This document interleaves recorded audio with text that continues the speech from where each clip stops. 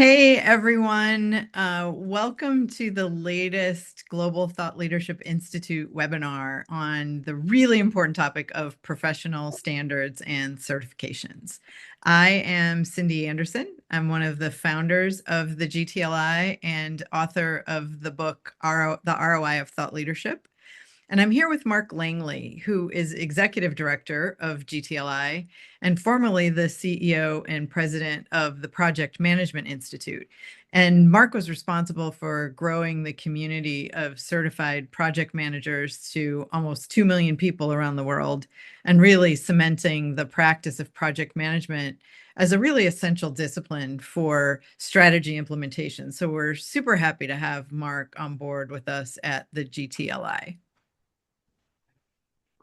Well, Cindy, thanks for the introduction and welcome to everyone as well. Well, Cindy knows, and just want to share with you, I've always been a big fan of thought leadership.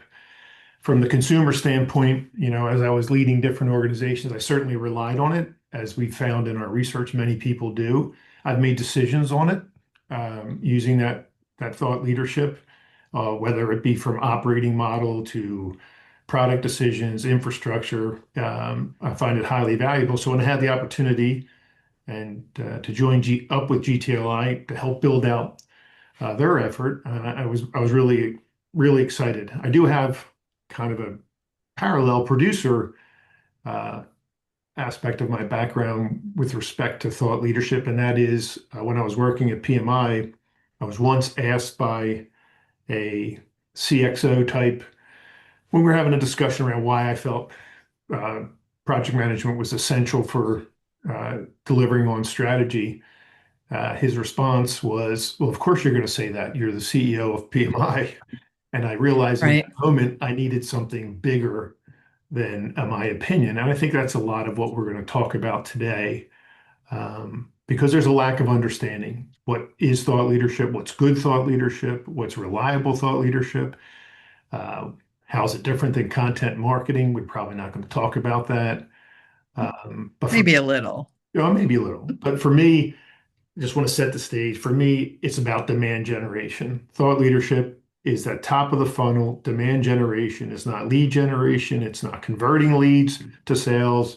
This is really about opening that door into that executive decision-making realm, whether it's in a for-profit company, a government body, not-for-profit, and getting them to act on whatever we produce. So, Cindy, that's my introduction.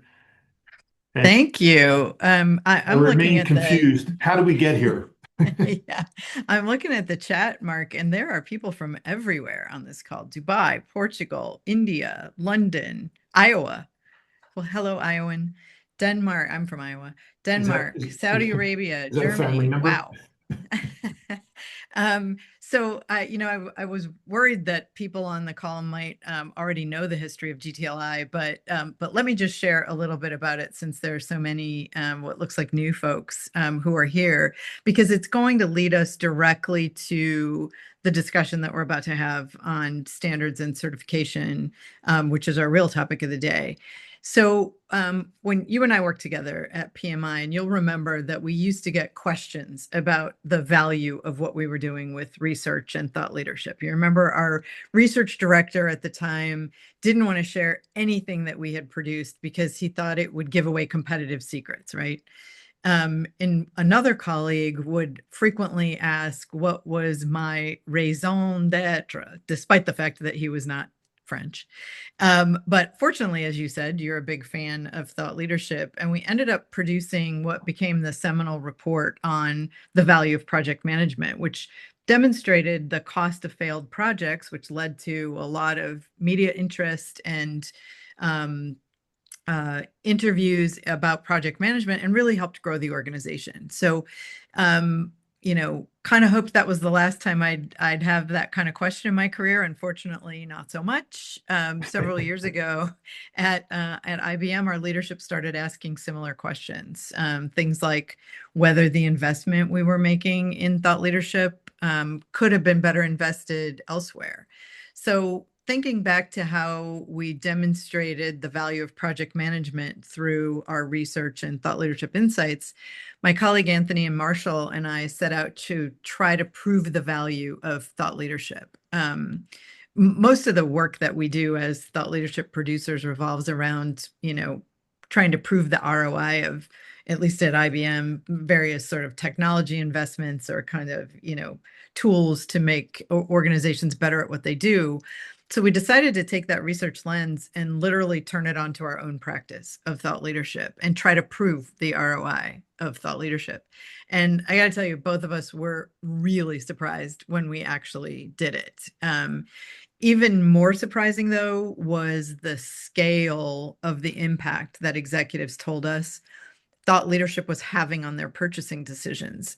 These are real dollars, substantial dollars, to the tune of more than $370 billion spent every year as a result of thought leadership. So we decided, or kind of determined, that we work in what's essentially an insight economy. And I'm going to give you the definition of thought leadership, and we're going to talk about it a few more times. Thought leadership is really distinctive, evidence-based intelligence that gives leaders the insights they need to make better business decisions and the inspiration to act. So once we realized the impact of the work that we do and the thought leadership that we produce, we realized that there were likely so many more other people, as evidenced by those on the webinar today, who might be interested in understanding that research. And we also took a look at LinkedIn and realized there were almost 500,000 people on LinkedIn that had thought leadership in their profiles somewhere. So we kind of combine that with the fact that there's a lot of organizations are focused on content marketing and PR and communications and B2B marketing and account-based marketing. But there really was no organization that was focused on standardizing the practice of thought leadership and growing its influence. So we approached APQC with a proposal to establish the Thought Leadership Institute, and we founded the GTLI to advocate for the standardized practice, production, and promotion of thought leadership, and really to build a community of professionals who love this crazy job as much as Anthony and I do. So if you've been around a little while, we've only been here for a couple of years, but if you've been around at all, you know that GTLI has a growing community on LinkedIn. If you haven't joined us there, I can see the link in the chat. Please do. We issued our first top 100 thought leadership producers list.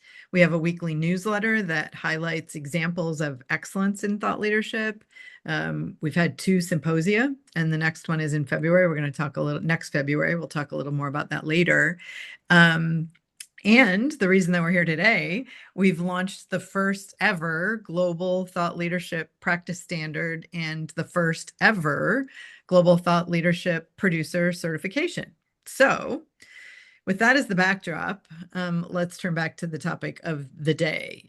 You, Mark, already have a great deal of experience advancing professional standards and certifications from your experience at PMI. So what signals are you seeing today that we've reached the point with thought leadership where standards aren't just a nice to have, that thought leadership is really becoming a profession in its own right? Thanks, Cindy. But after that, I thought we were done already. I mean, No, we've got to talk about the standards and the I'm certifications. exhausted. I'm exhausted. All that stuff that you and Anthony did. And I That's read just the book, by the way. background. The book was awesome. I read it. Well, let's start with one of the key stats that you highlighted from your own research. You highlighted it's about at least 370 billion of economic activity that's driven by this profession of thought leadership. So people are executives and organizations, like I said, government leaders, they're making critical decisions based on this thought leadership. And every major market, in my experience, that generates hundreds of billions in annual activity eventually produces standards.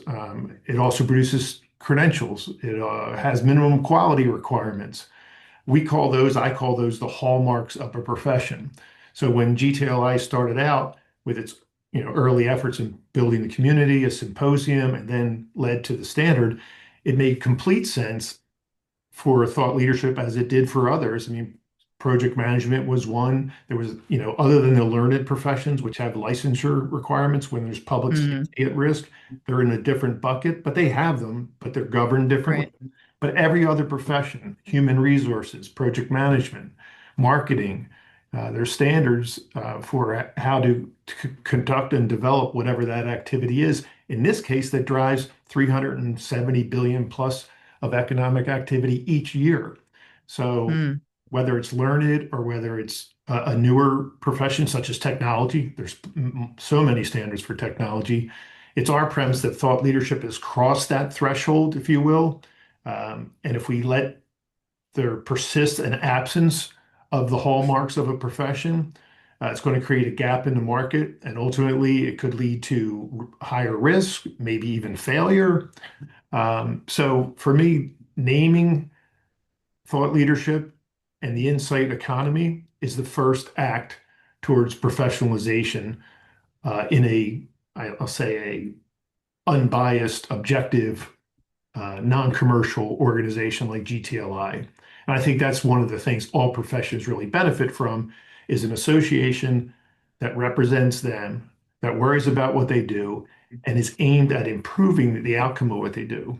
I mean, we mm, talked about the money, but think of where thought leadership sits right now. It's in the boardrooms when they're talking about mm, major decisions.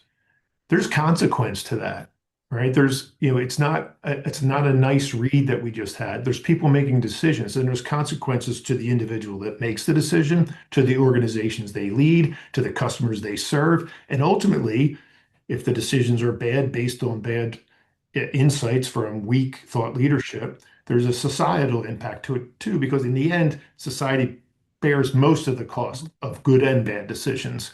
It may take a while to get there, but we know that's the case. So professions, as I said, they adopt standards more so when they recognize their impact is greater mm, than the activity that creates, in this case, the thought leadership. So the ability to affect outcomes in organization drives the need for I think greater, I want to say, scrutiny around the activity. And that's really what happened last year in creating the first standard. And just to set the stage, so that that document, if you go out and look at it, or when you do, I should say, because please do, um, it really includes, several key things. One of the one I highlight is the strategic levers, right? So we talk about mm, good thought leadership and why it's necessary to have standards and ultimately training and certification, which I think we'll get to as another part of this, our webinar today. But you're talking about the strategic levers that make good or great thought leadership. And yeah. if you order them the way I order them, you can have an acronym called CURIT, which is QURIT. So quality, uniqueness, reach, independence, and trust, with trust being earned as an output. So I think it's important to think about the rigor that goes into that, because ultimately what the standards are going to do is address the rigor that's necessary. They're going to allow individuals who work in that, in your organization, Cindy, and others that are on the advisory board, how do they work together? What does uniqueness look like? How do we differentiate ourselves through data and the narrative that we develop, and ultimately the insight? We took some effort to map the life cycle to a value chain. And when you think about what's the value in the value chain of thought leadership, it's ultimately the insights. The insight Mm, is the value. And if somebody's taking that insight and then taking action and spending 370 billion, I'm going to say it again, there's a mantle that has to be maintained. yeah. And not only do individuals want it because they want to help differentiate themselves, organizations need it. They want to know what Yeah. good looks like. And that top 100 is a great example of what an association like GTLI can do. Sometimes it's easier to put or point rather to what good looks like than describe it in long form in a white paper or a case study. And I think that's important from Yeah. from a thought leadership, but also from a GTLI perspective. Uh, Yeah. and it's harder to distinguish. We're going to talk more, I'm sure, about AI and Gen AI and agents and so on and so on. But it's it's more complex now, and it's more difficult to discern authority and expertise from things that are published when they can be published so easily using generative AI. And we have to Yeah. be aware of that. And one of the roles the GTLI can play and the standard will play is how organizations can help use the frameworks to differentiate between what they read and what they're going to invest in. And from a producer standpoint, your standpoint, it's really about accountability as well and credibility. So Yeah. in the end, you're accountable for the decisions that people make using the information you produced. And that Yeah. is what underpins the effort now. And I think it's precisely the right opportunity and timing for GTLI to take this on. Perfect. You've said a lot there, so I'm going to dive It's been a long into. time since I've spoken on a webinar, Cindy, so It's apologies. true. I'm going to dive into some of that in a moment. Nikki, maybe you could put a link to the standards document in the chat at some point. But I can, I'm a thought leadership producer myself, right? So I can confirm that we're absolutely ready for standardization. In fact, when Anthony and I were talking to some reporters about the data behind the ROI calculation in the book, we had several who said, we don't really want to talk to you about thought leadership because it's too squishy. And we were like, squishy? What do you mean squishy?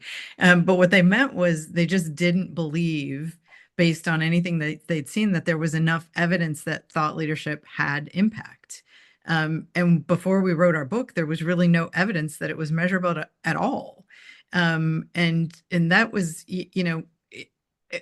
shocking to me because the biggest management consultancies, like our friends from McKinsey, they're on the board with us, and the BCGs and the Bains of the world, they've been using thought leadership almost exclusively, literally, to build their businesses for more than half a century. So that was one of the things that really excited us about the book. But I think it's also a really important role for GTLI, is to bring that standardization, to bring that, understanding of the value that thought leadership delivers to the broader society and to the market. And one of the issues too is, you mentioned the insight economy. Is I think everybody that we talked to before we did all this had a different definition of thought leadership. And of course, now we know that it's what? It's distinctive, evidence-based intelligence that gives leaders the insights they need to make better business decisions and the inspiration to act. So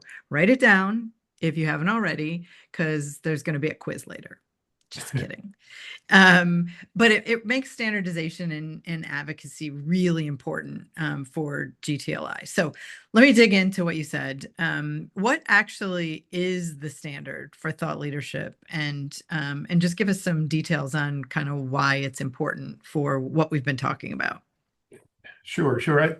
I guess the way I'd start is, what are standards in general versus this one specifically? And I think one of the things we know from standards development, I mean, PMI was an ISO accredited standards development organization, certifying body. We know that the benefit of standards in general are that they create a common language and framework really designed to standardize practices across an organization. And the funny thing about that is when people hear that, they think that's going to slow me down, right? We need to be, we want to move more quickly. We want to be agile. If we still hear that today, organization agility. When the reality is, when the standards are in place, organizations are more successful in what they do. So I'll give you an example in the project management world. We were doing our organization agility research. There was some anxiety, I'll say, between the team that they were concerned that because we were a standards development organization, or the organization agility would be suggestive of moving away or maybe reducing the reliance on standards. And what we found in our research, and actually in others that we compared it to, was that organizations that had high agility, their ability to react to changing circumstances strategically, they were actually had higher agility. They were more standardized. So it was the opposite. Right. It was counterintuitive to what the team members doing the research and the studies thought they would find. It was counter to that, in that the more standardized, the more agile. Well, the case for thought leadership will be about credibility, uniqueness, distinguishing the insights. Well, the more standardized, the ability for the teams that develop it, and when I say teams, or Cindy, you've heard say Cindy said teams, her group's probably larger than some, but it doesn't matter whether these activities are in one person or whether they're in a team of people. They still need to happen, and they need to happen in a way that assures things like credibility and allows for accountability. Specifically, well, first I want to say the feedback's been fantastic from the standard. Um, its release was at the end of last year, early this end of 25, early 26. And the feedback's been fantastic. A lot of acknowledgement of the need for it. So to answer your question earlier, is it the right time? Yes, I think the market has told us that. But it wasn't, three people in the room, writing what this should be. I just want to give you a little bit of background there as well. We engaged with SMEs. It went through an advisory board review. If you look at the advisory board of GTLI, there's, very notable organizations on it, and also went through a public comment period where we got valuable input from those that would ultimately use it. And we incorporated all of that into its final release and retained all that feedback for future iterations of the standard. So it's been really good, really positive. But in the standard, you'll find some, I think, three or four key elements. One is the thought leadership life cycle. So the production and dissemination of, of, of thought leadership has been built into a life cycle. As I mentioned, you could convert that to a value chain, but we've took the approach of life cycle. I mentioned the strategic levers. I'll say them again, quality, uniqueness, reach, independence, and trust. There's a focus on that and what they are. And then there's a practice standard. So more guidelines around the development and dissemination of thought leadership. Earlier, I mentioned hallmarks of a profession. One of the hallmarks of the profession, besides education, training, certification standards, is a code of ethics and professional conduct. Mm, And right. that this document includes that because it's one thing to be able to deliver something, but how you do it is equally important. And by the way, that builds up trust and reliability in the reputation of the producer. So that's what the standard is. Like all standards, the hope is that the goal is, I should say, rather, common language and framework for individuals and organizations to be able to use to communicate and deliver high quality thought leadership. And I'll switch it back to you by saying, I think the focus for me is to recognize that standardization does not take the creativity out of or diminish thought leadership. What it does do is enable it to be more consistently delivered. That's the goal. That's what the standard was developed for. Awesome. Thank you. You mentioned we introduced the standard and the certification earlier at the symposium last February. And we got great, as you mentioned, got great feedback from people who had attended and who were, had looked at the standard. And most of them were saying that they really appreciated that somebody was taking on the responsibility of defining and standardizing what it is that we do, but also advocating, for thought leadership and the differentiation of thought leadership and things like content marketing, which we know thought leadership gets confused with a lot of times. But the really easy way to tell the difference, and I say this to a lot of people, and in particular, a lot of my marketing colleagues, is if there's a product pitch or a commercial agenda. I told you we were going to talk about content marketing. I can't help myself. Or a commercial agenda, it becomes marketing, right? It's not thought leadership. But thought leadership, evidence-based intelligence, again, when it's used as the platform on which marketing can build its campaigns, then we get kind of the best of both worlds, right? We get the credibility that the executives crave, and we also get the solution that the marketers are measured on. So I just want to kind of put that out there so people are anchored in the difference. But as thought leadership producers, we're asking readers to really invest some of their precious and limited and valuable time consuming our reports and insights, right? So it seems to me that that means we have a real obligation to respect their time. So we should be helping them save time or be sure that the time they spend with us is really well spent. And we should be good at using our time wisely as well. Um, and when we do that, we create thought leadership that delivers real value, Mhm. so that they keep coming back, right? We know that thought leadership isn't a campaign. It's a long-term strategic platform that builds brands and builds credibility and demand, as you mentioned, and growth. But us knowing that and others believing it are two very different things. So many of the disciplines we talked about, a few, HR, project management, journalism, finance, kind of matured once standards were more formalized as what we're doing now. So what lessons do you think thought leadership can learn from some of those other professions? Well, you said something I think that's um, something worth coming back to, which is the decision making and the risk really around what bad thought leadership can do. So I just talked about standards and how that'll enable certain things. So the flip side of that is if you don't use professional standards, there's credibility or the credibility is either fragile or completely lost. And to Mm, me, the biggest thing is the trust erode. So I know that in our backgrounds, we both used to rely heavily on the Edelman Trust Barometer as an example. hmm. And if you have read Yep, the more recent one and talking about the insularity of trust in 2025, I think it was the report. I think that's where professional standards and the risk of lost or eroded trust can be mitigated. So, because if you can demonstrate in a way that's traceable, where the users understand how the data led to the decisions that led to the insights, they've taken action on it, then I think there's a stronger chance that you build trust than versus trust erodes, and it's critical. And the role that thought leadership plays. You think about that study. If you haven't read it, anyone I would suggest it. Yet the PowerPoint version is very good, but they for talk sure. about how do those with open minds, right? So less insular. Well, how do we open minds? We open minds with thought leadership.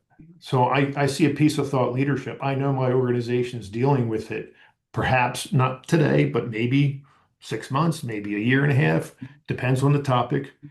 Everything has a different time horizon.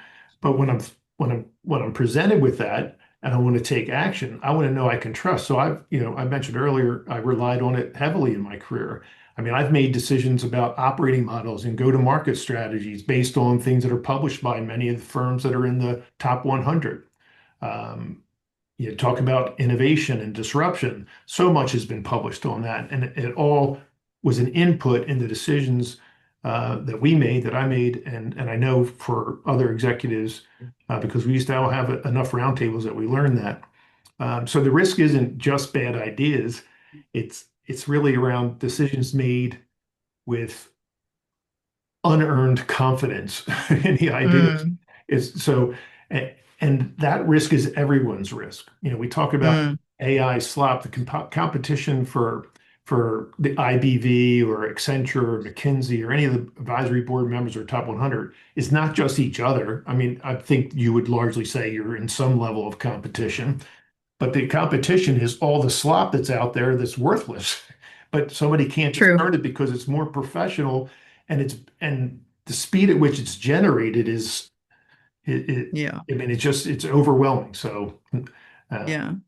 I think the other thing about that is when I think about what we can learn from others is that like professionalization and standardization and kind of what we're trying to do with thought leadership, it's really what allows producers like us to scale and to be able to do, you mentioned it earlier, to be able to do what we do at a level of quality that's scalable, right? Because you're one of my colleagues actually at PMI used to call that freedom within a framework, right? So it's the standard gives you that framework, but then you have freedom within it to compete and to, try different techniques and to do all of that kind of stuff. I think, and you mentioned the AI slop. There's a lot of people say, confidence and credibility are easily confused right now Yeah, because, yeah, the loudest voice often is the one that seems to be the real one. But I think that's when other professions might have introduced their standards, is to, sort of clarify or define what competence looks like. And that's how we separate the trusted thought leadership that we all produce from, and that's earned through expertise, really, right? From yeah. the stuff that's put, that people are creating.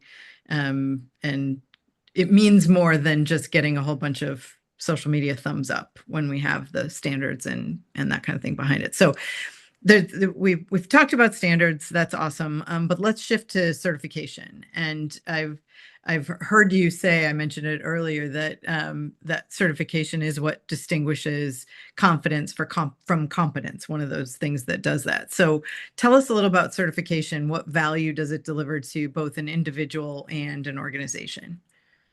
Sure. Yeah. Well, so as I mentioned, among the hallmarks of a profession, education, training, certification are all in that one bucket. And you're right, it does separate um, confidence from competence. I mean, you think about social media influencers. I mean, and not to be repetitive, but the influence that they have is it's incredible. But what is it based on, and what's the competence? And some, I'm not suggesting that they all don't have competence, but I don't think they all have it equally. So what it does, certification does, building off that common language and framework. So the framework is the standard, the common language is embedded in the certification, and it allows individuals. So the value to the individual is it allows me to differentiate my commitment to my profession. So I noticed you said earlier you participated and became one of the first certified producers under GTLI. I think that's important. Walk the walk, right? So, or walk the talk, um, but it's a demonstration that I'm committed to the profession and I'm differentiating and I'm developing, so ongoing professional development. It creates a common language. So as you're talking to your peers or to others in organizations, your coworkers as well, you now have a common language, and that's embedded in the training and certification. To the organization, it creates a level of reliability and confidence in the executives that, hey, my teams are certified producers, and over time it becomes a requirement. And we're at the early stages of that, I'd say, but uh, it won't be too long before thought leadership producing organizations begin to require adherence to the standard, certification, and training.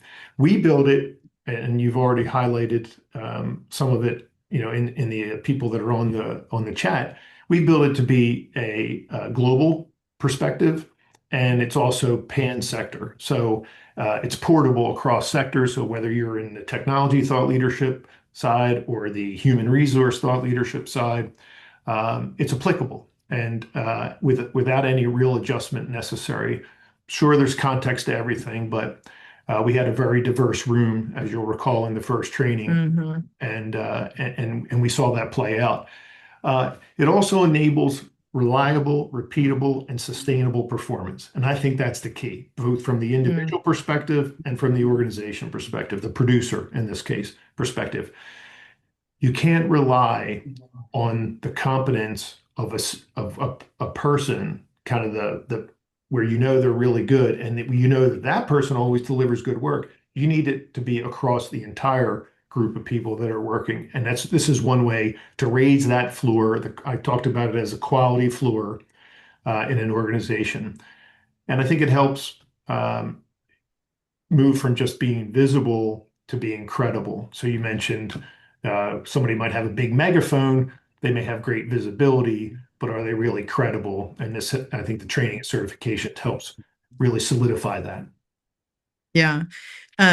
So I know we're running short on time. I just want to talk a little bit about what's coming up from a certification perspective, and then I've got one final question for you, Mark, and then we'll open it up. I see maybe there might be one or two questions in the chat. Um, but I think what is important for folks to know is that the thought leadership producer certification that GTLI has produced links the principles in the standard for the practice of thought leadership to the actual practice of thought leadership. So anybody who's involved in the production of thought leadership is eligible to take the training course, which also includes the certification exam, right? It's a day-long course. So I want to make sure when everybody knows when the next upcoming certifications are. So mark your calendars. Wednesday, June 3rd in New York City at Accenture's very cool new offices in Hudson Yards is the first upcoming one. Tuesday, September 15th at APQC's offices in Houston, Texas in the US. And Monday, November 2nd at Citigroup's offices in London. And like I said, I see a lot of people from a lot of places in around the world, and we're hoping to come to your neighborhood soon. But if you really want to plan ahead, you can join us for our next symposium next February, which is the 4th and 5th of April. And there's a certification opportunity on the Wednesday before that, which is the 3rd, February. Did I say April? The 3rd of February. And the symposium is on February 4th and 5th. And the theme next year is all about the future. So it's all about thought leadership in 2030 and what it means to lead the insight economy. So it's really one you won't want to miss. But let me just wrap up our Q&A, Mark, by asking you, I was hoping we'd be able to talk Make about it AI. easy. Make it I easy. know. I was hoping we'd be able to talk about AI, but I don't think we're actually going to make it. We'll have to have another webinar to do that and talk about how that's incorporated into the standard. But do you foresee a future where senior leaders or institutions ask a question like, was this thought leadership produced by a certified thought leadership professional before they trust it, before they read it, before they use it to make a decision, or as a requirement for getting a job in thought leadership? What do you think? Well, the simple answer is, since we're running out of time, is yes. Um, Well said. yeah, and I'd argue that we're already moving in that direction, right? We know that senior leaders and institutions uh, ultimately trust isn't just the content, but the process that was used and behind the judgment and the insight. And you couple with that with the insight economy, 370 billion plus, in my mind, it's much more than that. That's, your study was great, but I think each year it's growing. We know that from some other research we've seen. I think I saw in a different report, 54% of organizations are increasing their investment in thought leadership. They don't do that if there's not a demand for more on the other side of that equation. So I think it's influence is the key. Which if if I'm a producer, I want to shape the decisions that are made in boardrooms, to use just one setting, but anywhere that those decisions are made, I want to help not just govern, but manage risk and manage Mm, through risk. And I think that both the standards and the certification and training will enable individuals and organizations to do that.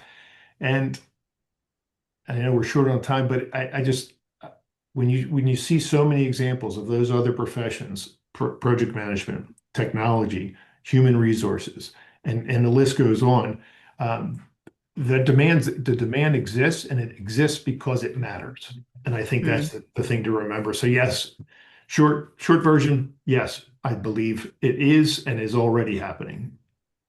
Well, that is awesome because I think so too. And just kind of as a move in that direction, in the IBV, we're already including the GTLI Thought Leadership Producer Certification as a desired qualification in our job postings. It was a trick question. You already knew it.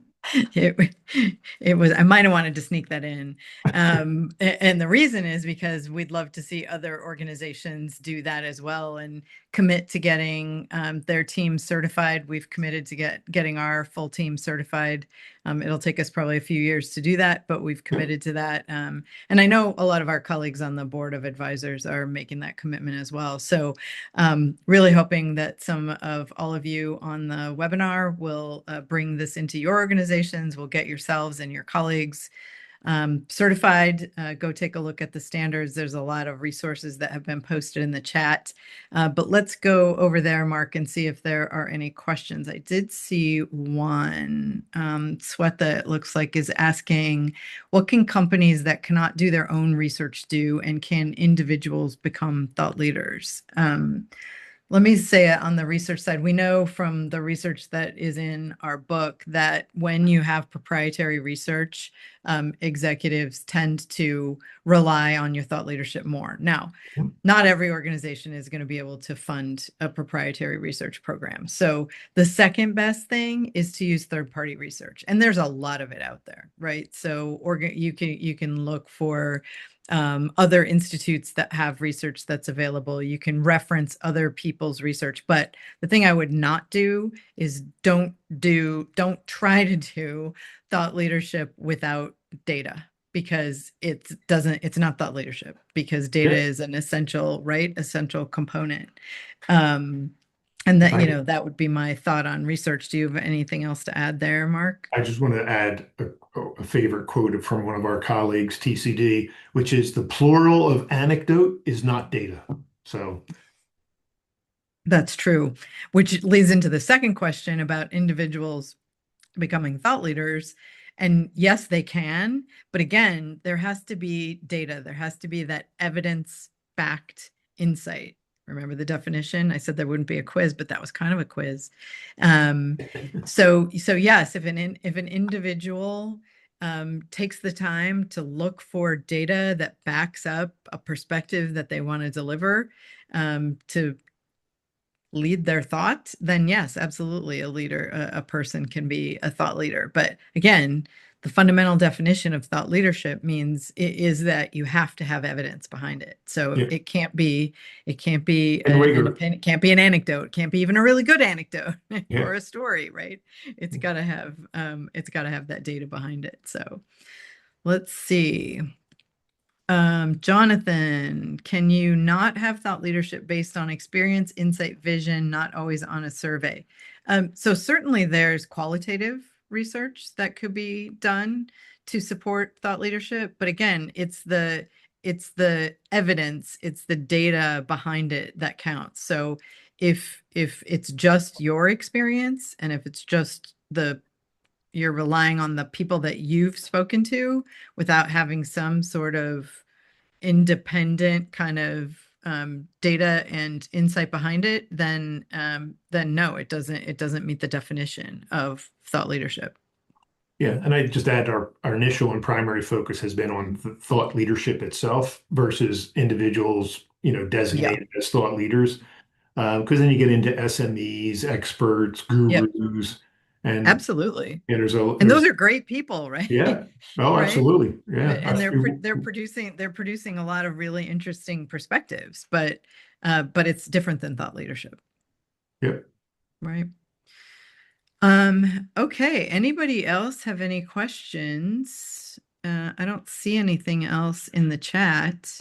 If not, again, I would just encourage everyone to go to the website, which is gtli.org, very simple to remember, and take a look at the standards, take a look at the certification programs, do sign up. And if you have any questions or suggestions or anything you'd like to talk about, please feel free to reach out to Mark or me on LinkedIn.